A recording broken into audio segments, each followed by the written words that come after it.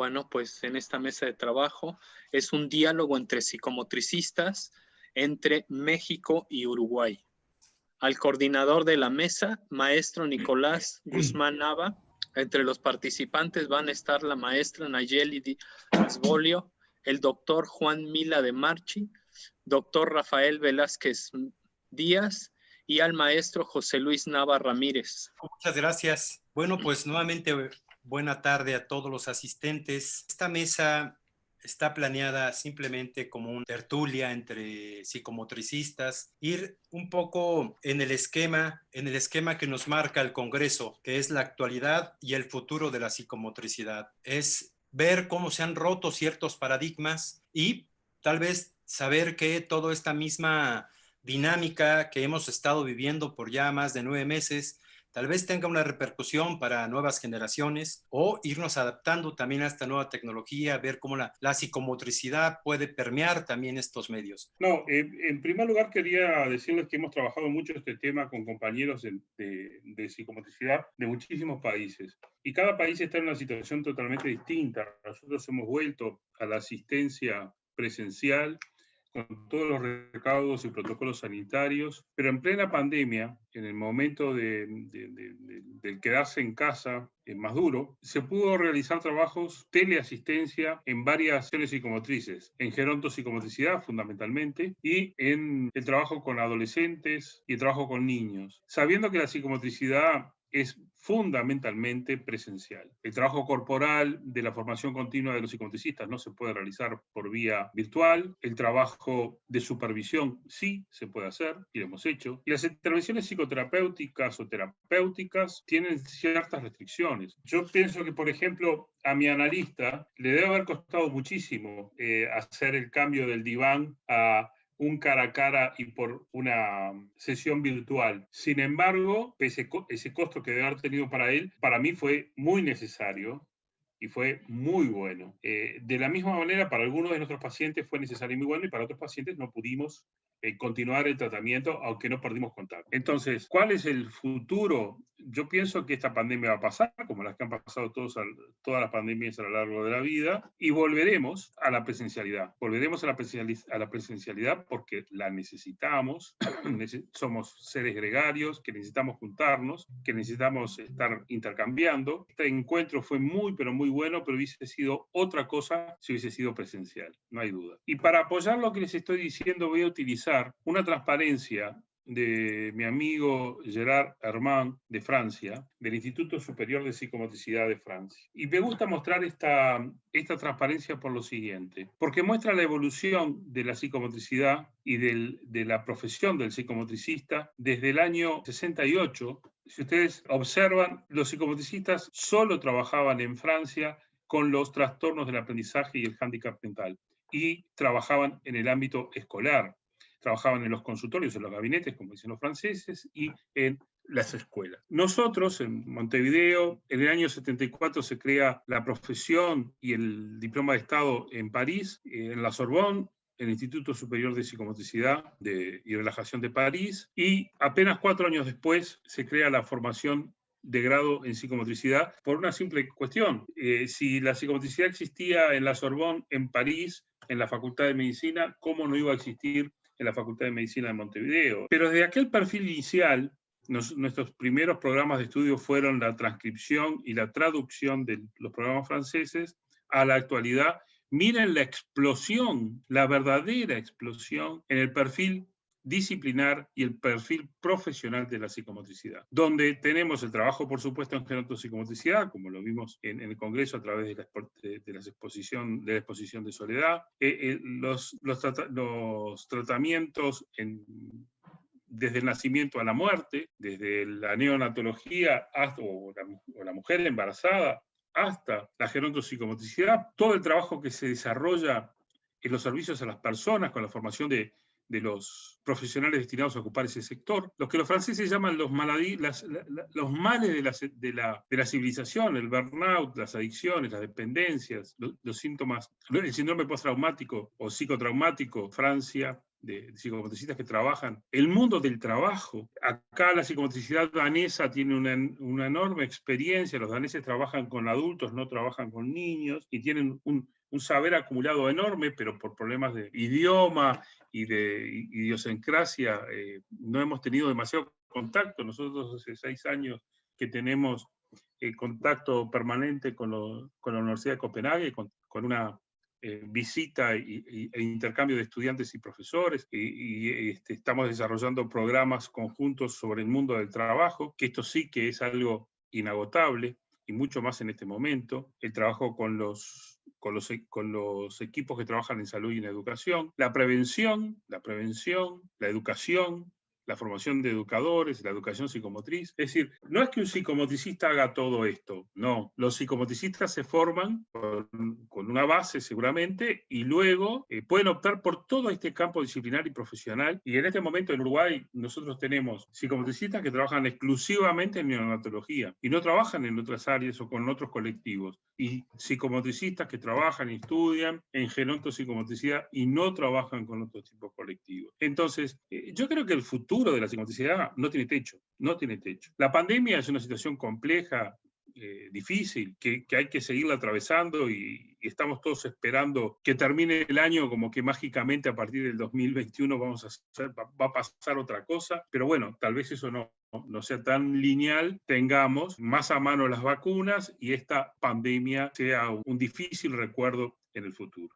Por favor. Muchas gracias. Vamos a ahora continuar con la mesa. Enseguida voy a presentar a la maestra Nayeli Díaz Bolio. Hola, buenas tardes. Mira, la verdad ha sido todo un reto en el que, pues al principio yo me guardé y pasaron 10 días, 15 días, 20 días y dije, no puedo seguir guardada, ni puedo así como abandonar a mis pacientes, ¿no? Entonces, ideé unos kits para que pasaran por ellos, se los llevaran en su casa para trabajar desde allá, cosas de motricidad fina, de motricidad manual, algunas cuestiones de atención, de seguimiento visual, de rastreo visual. Pienso que ha sido como una época de readaptación, de rediseño, de reinventarnos, de aquello que en algún momento yo consideraba imposible, como dar una terapia a un niño en línea. Bueno, pues se tuvo que hacer porque pues era sigue siendo en muchos casos la única posibilidad que hay, porque sí veo ya algunos niños a nivel presencial con todas las medidas de seguridad, pero hay algunos que los papás aún no quieren. Hay muchas dificultades porque, por ejemplo, en el caso de la parte motriz, poder mover al niño a través de una pantalla es difícil. Voy a poner un ejemplo muy simple. Si estamos jugando a aventar el globo y el globo se sale de mi campo visual, el niño se sale de mi campo visual, ya se fue por allá, ya fue a perseguir el globo abajo de la mesa, ya se cayó el iPad, el ventilador ya se llevó al globo, ¿no? Entonces, o sea, son cosas que parece que son muy simples, pero ¿cómo voy a trabajar con un niño si no lo tengo quieto? Y si lo tengo quieto, ¿cómo voy a trabajar psicomotricidad? Si partimos del cuerpo y partimos del movimiento, ¿no? En la parte, por ejemplo, grafomotora, pues ¿cómo le enseño cómo es el movimiento? ¿Cómo le muestro cómo es la postura si no lo puedo colocar, no lo puedo tocar, no le puedo llevar su mano? En cuanto a ejercicios visuales, hay algunos que sí se han podido hacer, por ejemplo, de seguimiento de laberintos y de rastreo visual y que identifique el patito entre todos los cerditos y cosas así. Pero ahora es más desafiante porque los niños están, pues digamos que 5 horas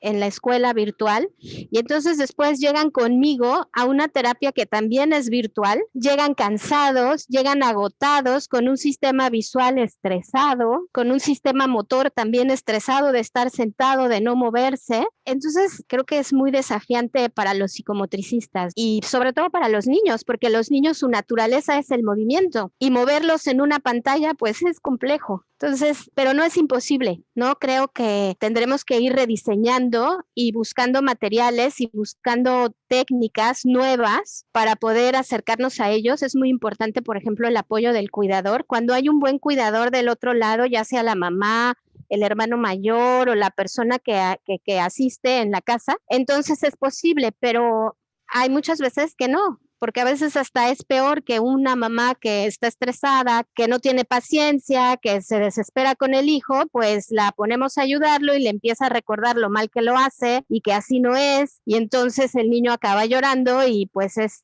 todo un drama, ¿no? Entonces, creo que, vuelvo a repetir, tenemos ahí una buena oportunidad de aprendizaje, todos los que trabajamos con niños, para ver cómo le hacemos además para continuar con este vínculo, ¿no? Sí, tienes toda la razón, viendo sobre todo esta parte, como lo decía Pili muy al inicio de las sesiones, cómo impactar en este aprendizaje que acabas de decir, ¿no?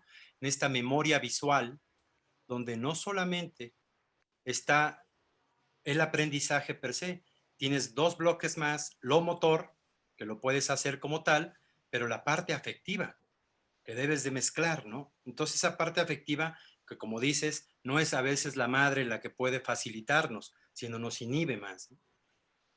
Sí, puede inhibirlo más y bueno, hay veces que he tenido que dar terapia con el niño corriendo con el iPad que se esconde abajo de la cama, ¿no? Y situaciones así como muy atípicas y bueno, pues saber qué hago con el niño abajo de la cama y simbólicamente por qué va y se esconde abajo de la cama y entonces dejamos al lado la parte visual, dejamos al lado la parte instrumental y pues entramos en la parte emocional a ver qué está pasando con el niño, a ver qué podemos jugar simbólicamente abajo de la cama, ¿no? Entonces Claro. creo que es como vuelvo a repetir, lo podemos ver o como una gran dificultad o como una gran oportunidad de aprendizaje esta pandemia y de rediseño y de hacer posible lo que antes no contemplábamos, ¿no? Y más para nosotros que trabajamos con el cuerpo. Y que como dice Juan, realmente esto ya pues, tiene que pasar, ¿no? Pero mientras pasa, pues está generando una serie de trastornos que, bueno, vamos a ver a futuro en un rato cómo vienen.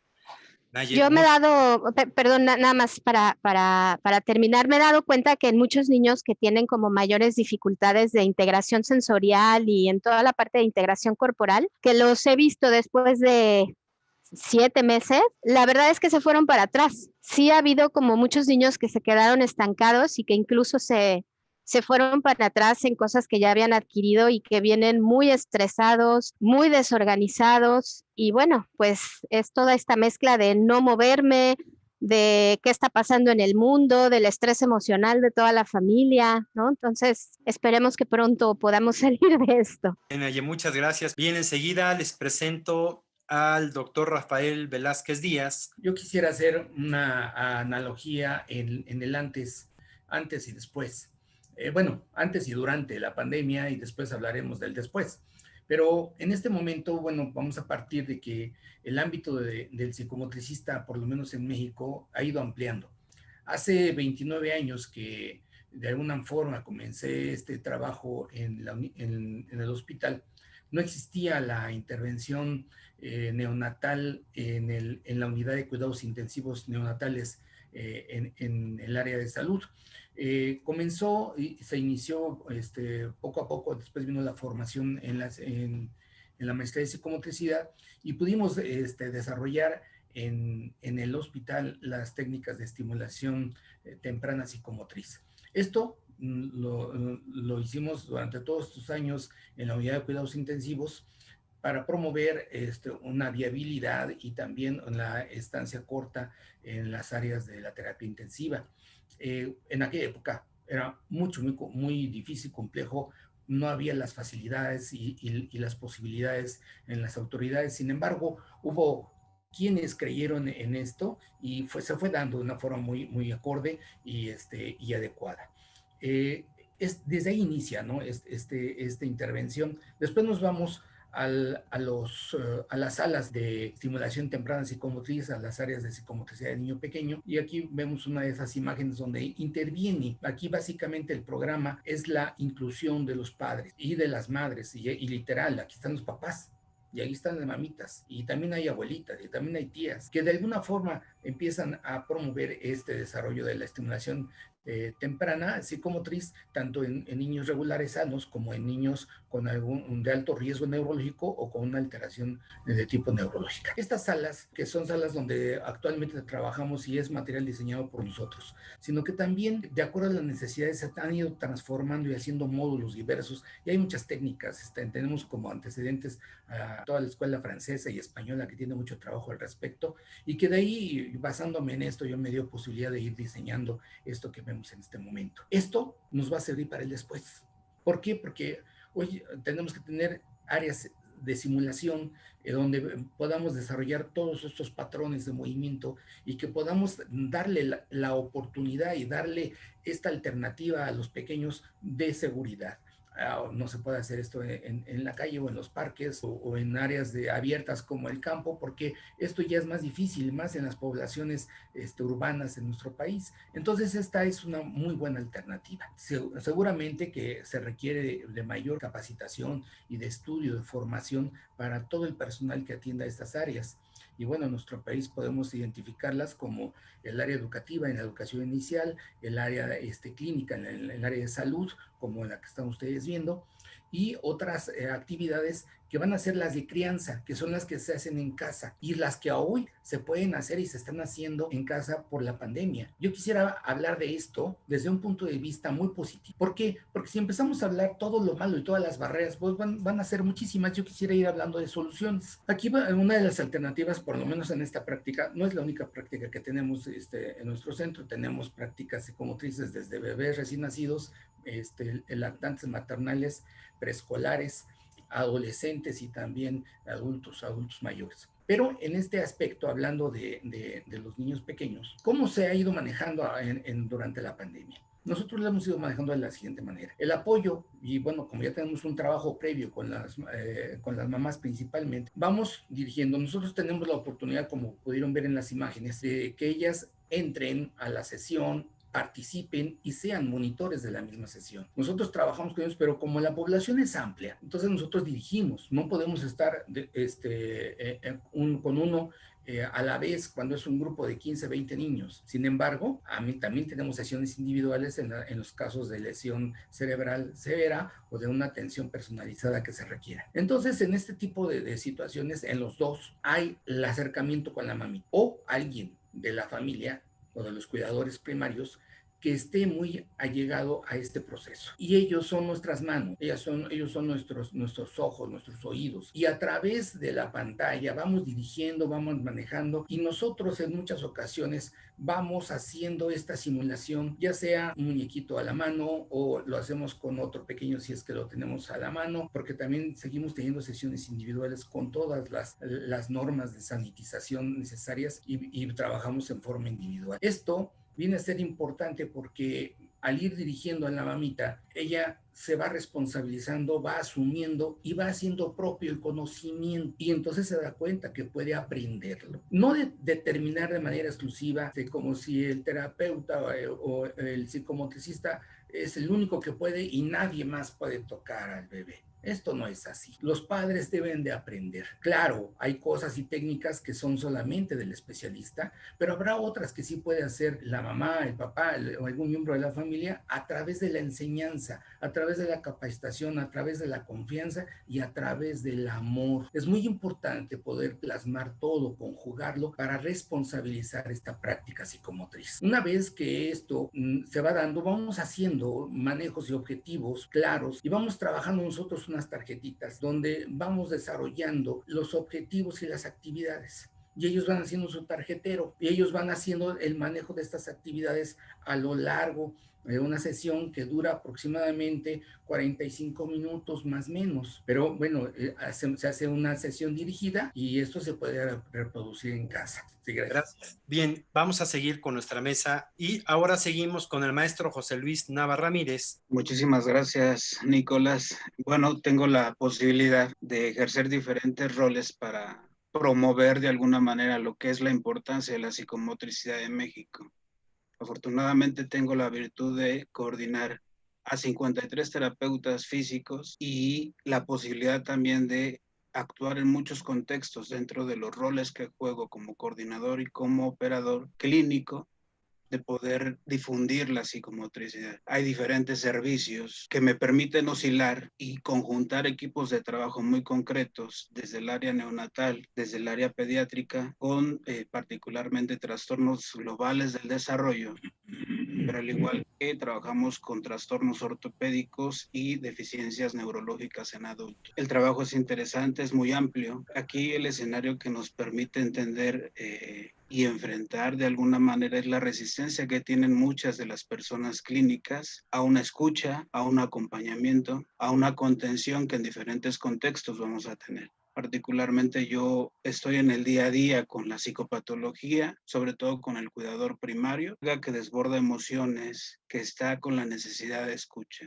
En la parte operativa acompaño indirectamente al cuidador primario, en ese caso es la madre o el padre o la abuela, tratando de buscar posibilidades de recuperación funcional en sus pequeños con daño neurológico, en muchos de los casos. Hay otros escenarios donde el cuidador primario, que es en el área de ortogeriatría y lesiones neurológicas, que es muy rico y es muy apasionante el trabajo de la psicomotricidad. De todo lo que ya se habló con las alteraciones morfofuncionales, de las alteraciones emocionales que se van potencializando al paso del ciclo del ser humano y que se potencializan indudablemente de los 50 en adelante. He tenido también la posibilidad de ir acompañando en este diálogo tónico que también se presenta no solo en los infantes, sino en el trabajo corporal con los pacientes adultos. Entonces, son escenarios ricos. Por otro lado, me toca jugar roles de acompañamiento y formación en recursos humanos, tanto desde licenciatura como maestría, donde para mí es fascinante ejercer un rol de psicomotricista formador para otros y generar competencias prácticas, habilidades psicomotoras y clínicas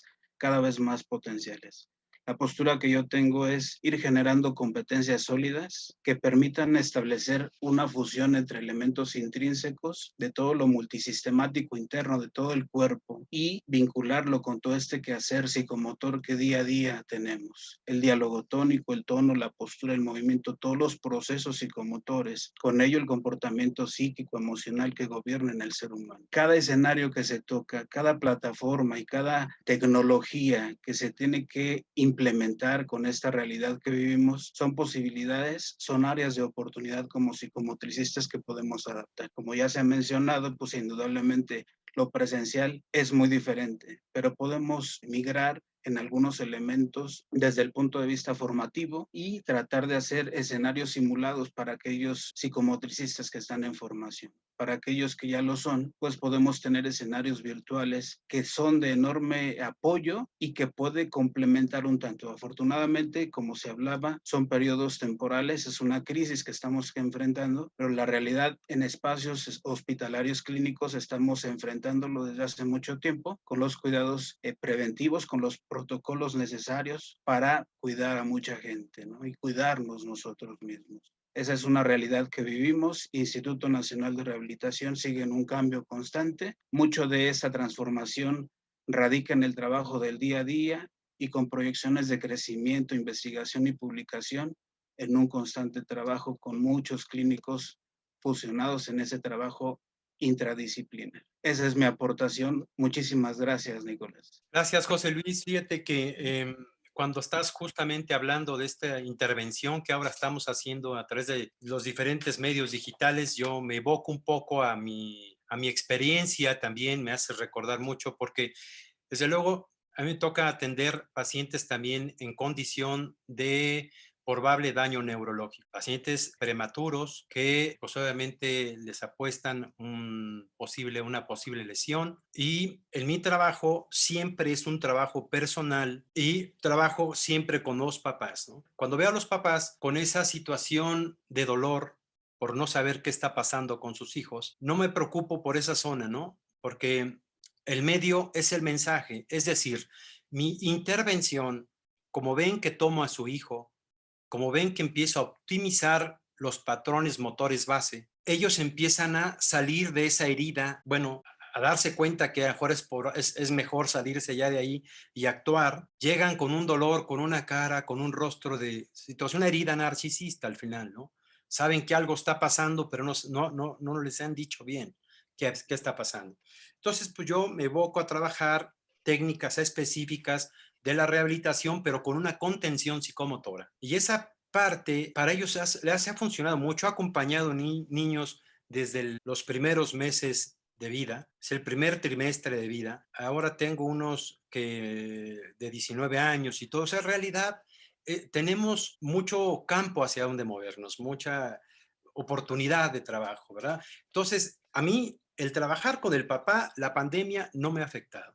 ¿Por qué? Porque sigo a distancia, a ver, ahora verlo aquí, estamos trabajando este patrón, vamos a enfocarnos ahora para acá, porque siempre el meter al otro, esto hace que haya un trabajo en equipo, exista un trabajo en equipo. Claro, estoy hablando de los niños en temprana edad, ¿no? Niños neonatos, generalmente los primeros meses de vida, que son los que hay que optimizarles todo, saben la sinaptogénesis a ese momento cómo está. Pero bueno, gracias, José Luis. Nada más era un poquito, me hiciste recordar de eso. Vamos a seguir con... Sí, me gustaría solamente terminar la idea. Ella era una reflexión muy pequeña. Cómo adaptar el material en casa y darles las alternativas a las mamitas. Y entonces voy a poner solamente un ejemplo. Todos conocemos, bueno, el uso de los cilindros, lo pues versátil que es el uso de este material. Y entonces les decimos a las mamitas, haz un rollo con una cobija, con una almohada, con una toalla, dependiendo de la característica de la actividad, busca una pelota pequeña, material que ellos puedan tener en casa que se pueda adaptar. El trabajar al ras del piso sobre algunas cobijas, una colchoneta, ahora famoso piso de foamy que se utiliza y muchas otras alternativas que los papás pueden adaptar. La intención es darle muchos recursos también de la crianza sana, de la crianza positiva, que se pueda rescatar para que ellos lo utilicen y devolverles esta práctica a ellos, esta confianza, y no hacerles sentir que solamente el especialista lo puede tocar o lo puede movilizar, sino también regalarle esta sensación y además esta capacidad supervisada de cómo trabajar con ellos, darles esta confianza y hacerlos partícipes, que puedan sentirse parte de este proceso, que es algo muy importante. Seguramente cuando eso termine, pues esta experiencia será valorada, como muchos estamos inmersos en estas experiencias donde ahora nos vertimos hacia el hogar, nos vertimos hacia la familia, nos vertimos hacia nosotros mismos, y esto también va a hacer que nos ayude a establecer vínculos o fortalecer estos vínculos entre ellos y con una mejor práctica psicomotriz, siempre con una orientación. Eso es todo. Gracias, maestro Rafael. Vamos, por favor, Nayeli, ¿tienes el micrófono? ¿Sabes qué? Quería complementar aquí un poco. He estado leyendo los comentarios en el chat sobre la importancia de la intervención de los papás, que también Rafael, que me da mucho gusto verlo, lo está comentando. Y algo que yo veo como un beneficio es que este encierro sí ha llevado a los padres de familia a involucrarse mucho más. Es una de las cosas buenas, ¿no?, de este encierro, esta dinámica familiar que ha hecho que los papás estén más presentes en los procesos del niño, nada más como corroborando lo que están comentando en el chat. Y sí, los papás también se han acercado, los que a lo mejor delegaban en el terapeuta, ahora se acercan también a pedir contención, a pedir terapia, a pedir apoyo para hacer ellos, para que ellos puedan apoyar a sus hijos en su desarrollo. Muchas gracias, maestra Nayeli. José Luis, adelante, por favor. Una de las preguntas era, dentro de esta mesa redonda, como establecer cuál era lo más apasionante del trabajo como psicomotricista. Algo que particularmente me gusta siempre compartir y busco en cada uno de los escenarios formativos es que el trabajo corporal que se genera con cada uno de los pacientes, para mí es apasionante en el sentido de la fusión que se logra generar. En esa simbiosis relacional en el cuerpo a cuerpo que se establece y que particularmente a mí me genera una especie de pseudoautismo porque conectas, fusionas con una extensión de tu propio cuerpo. Un paciente en este periodo de pandemia con traumatismo craneoencefálico en el área de Morelos me buscó porque no encontraba profesional para atenderlo. Entonces, justamente cuando hago la intervención ya desde elementos corporales, desde elementos psicomotores, la esposa de este paciente, uno de los elementos que rescata es algo que compartía en su momento el profesor Rafael Velázquez, que era la melodía cinética, ¿no? Entonces, en ese diálogo corporal que se establece, el trabajar con los pacientes, que para mí es una delicia cuando se logra fusionar y las resistencias quedan de lado, el trabajar con ese dinamismo, con esa ritmicidad corporal, enriquece enormemente una posibilidad de apoyo y transformación desde el núcleo familiar y de manera particular al paciente, que como comentabas, Nicolás, inicia con un gesto y cuando terminamos, cuando hacemos el abordaje posterior a ello, termina con una regulación corporal, postural, tónica, rítmica, que genera un ambiente de armonía incomparable. Entonces son parte de las experiencias que yo he tenido con muchos pacientes y que me gustaría pues seguir promoviendo y contagiando en los escenarios formativos. Qué interesante aportación, José Luis. También estaba pensando un poco, desde luego hay un libro de Walter Cannon que habla de la sabiduría del cuerpo. Es decir, cuando no llegas a procesos corticales, si lo vemos desde el punto de vista neurológico, cómo ese cuerpo mismo sabe que el otro cuerpo le está funcionando en su recuperación. El otro cuerpo psicomotoramente inviste al que está lastimado, al que está lesionado, y empiezan a generarse ahí unos ritmos, unos biorritmos en donde se vincula, se fomenta el vínculo y empieza a resurgir esa condición que se ha perdido. Bien, gracias. Gracias. ¿Alguien más? ¿Alguien más está? Juan, profesor Juan. Quiero destacar la necesidad de pensar la psicomotricidad desde la diversidad de posicionamientos teóricos y de posicionamientos a través de la práctica. Pero si hay algo que es importante es que la psicomotricidad solo avanza en espacios universitarios y cuando existe la posibilidad de investigación. Sin investigación no podemos avanzar. Nos quedamos en cosas autorreferenciales, nos quedamos en un momento que la psicomotricidad ya tiene que superar. Si bien todos trabajamos a distintos ritmos, en distintos contextos, con distintas realidades, hay formaciones de grado, hay formaciones de posgrado, hay distintas realidades nacionales en el reconocimiento de la profesión, hay distintas realidades nacionales en la inserción laboral y el campo profesional de los psicomotricistas, el reconocimiento oficial, los puestos de trabajo, pero solo vamos a poder avanzar si logramos crear evidencia y si realizamos investigaciones multicéntricas, investigaciones que impliquen distintos centros universitarios y que permitan la validación a través de evidencia de nuestras prácticas. Es muy importante, eso está ocurriendo con mucha fuerza en Alemania, eso está ocurriendo con mucha fuerza en Francia y está ocurriendo con mucha fuerza en Dinamarca. Y me gusta poner estos tres países porque tienen una enorme historia en psicomotricidad, pero con desarrollos que les son propios y son muy diferentes. Nosotros somos tributarios de la psicomotricidad francesa y de la psicomotricidad en España, que está muy vinculada a la francesa, y conocemos poco de la psicomotricidad de Alemania y de la psicomotricidad de Dinamarca. Sin embargo, estos tres países, que además se reúnen a través del Foro Europeo de Psicomotricidad con otros, como por ejemplo Portugal, y está muy bueno plantear también el trabajo que se está haciendo en Portugal, están abocados a arrojar evidencia sobre el trabajo de psicomotricidad. ¿Y esto cómo se hace? Con la investigación sobre eficacia y eficiencia de los tratamientos, sobre mediciones de impacto de tratamientos y abordajes educativos y de investigaciones multicéntricas. No quiero decir más nada que eso, me parece que es importante recalcar la necesidad de que los psicomotricistas investiguemos, de que existan doctorados específicos de psicomotricidad.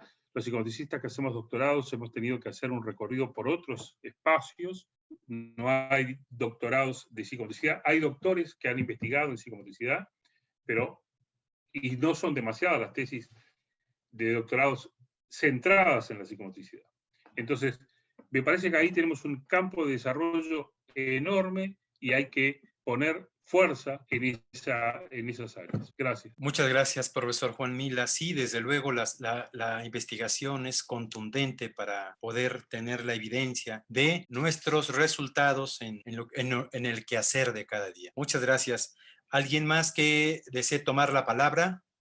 Adelante, profesor Rafael. Sí, a mí me gustaría solamente cerrar la intervención con comentar que cada uno de los psicomotricistas que hoy nos encontramos en la práctica y los que se encuentran en la formación, deberíamos de vernos y sentirnos como un móvil, un motivo grande para hacer esto que se expanda, porque es solamente hasta a través de la práctica y la demostración de la misma, la evidencia y los resultados, donde podemos plasmar el campo de la psicomotricidad, donde antes no lo hacía nadie, o donde lo hacían muchos, o donde no lo hacía alguien de manera específica. Hoy hay un nuevo personaje, una nueva identidad que es el psicomotricista. Y bueno, pues ahí está las pautas, lo que comentaba estimado Juan, todo esto es muy importantísimo. Hay que escribir, hay que plasmar las experiencias, porque si no, pues esto se va, se pierde, y hay que dejar una señal y una muestra de esto que se está haciendo